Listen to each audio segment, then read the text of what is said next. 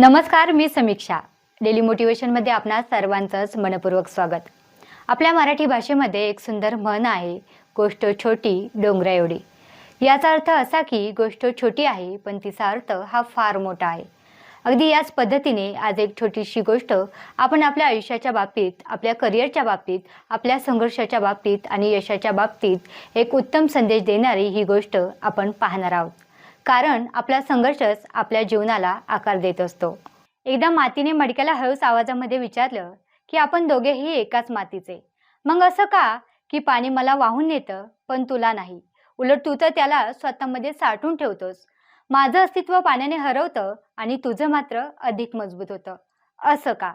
यावर मडकं शांत हसून म्हणालं की तुझं अगदी बरोबर आहे. आपण दोघेही एकाच मातीचे. पण मी असा सहजासहजी घडलेलो नाही. मी आधी पाण्याने भिजलो, मग मला पायाने तुडवलं गेलं, चाकावर फिरवण्यात आलं. अनेक वेळा आकार बदलला. कुंभाराच्या हाताच्या थापांनी मला सहनशीलता शिकवली आणि शेवटी आगीच्या ज्वाळांमध्ये भाजून मी खरा मटका झालो. मला घडवण्यासाठी जी प्रक्रिया आहे त्या प्रत्येक प्रक्रियेतील वेदनेनं, प्रत्येक संघर्षाने मला मजबूती दिली, पाण्याला साठवण्याची ताकद दिली आणि स्वतःला टिकून ठेवण्याचं सामर्थ्य सुद्धा या संघर्षाने निर्माण केलं.